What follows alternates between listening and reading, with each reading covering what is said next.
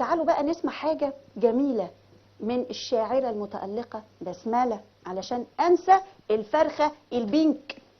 بصي هنا يا بنتي للكادر وسمعيني. سألقي على حضراتكم قصيدة بعنوان الهدية بندقية، كلمات الشاعر أحمد مطر.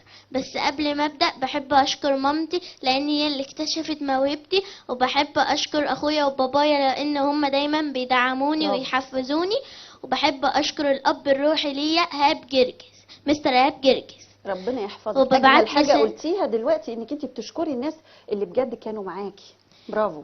وبحب أشكر الأب الروحي ليا مستر إيهاب جرجس لأن هو بيدعمني ويحفزني، وببعت له سلام وبوس على الهوا.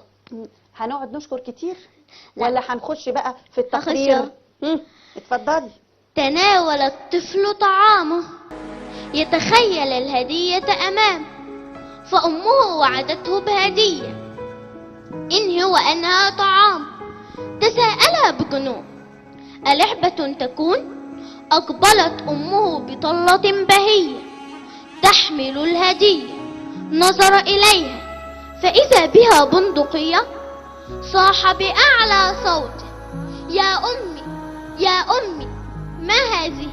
أهذه هي الهدية؟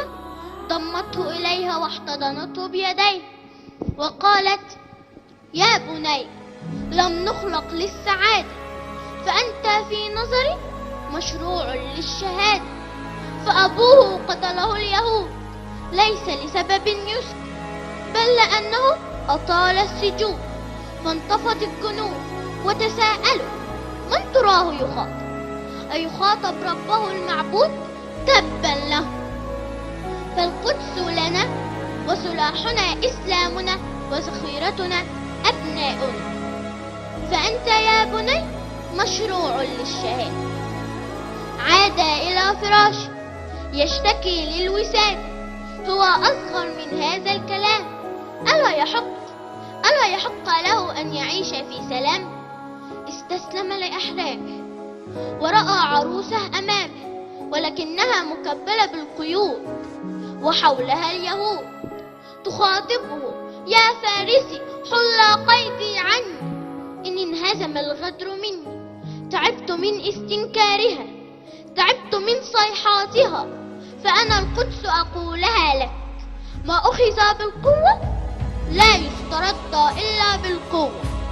استيقظ من نوم لا يعيش باقي يوم، وهو يقول ما أخذ بالقوة لا يسترد إلا بالقوة، وبيد يحمل البندقية وبالأخرى قصيدة شجية.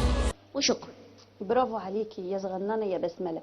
قوليلي بقى وانت شاطره كده وجميله، ممكن يرتابك الغرور؟ ممكن تحسي كده انك انت عشان عارفه تقولي قصيده؟ ولد يا ولد سيبنا كمل جمله. ما اسمحلكش يا شيكو، ما اسمحلكش. سيبيه دلوقتي يا بسمله.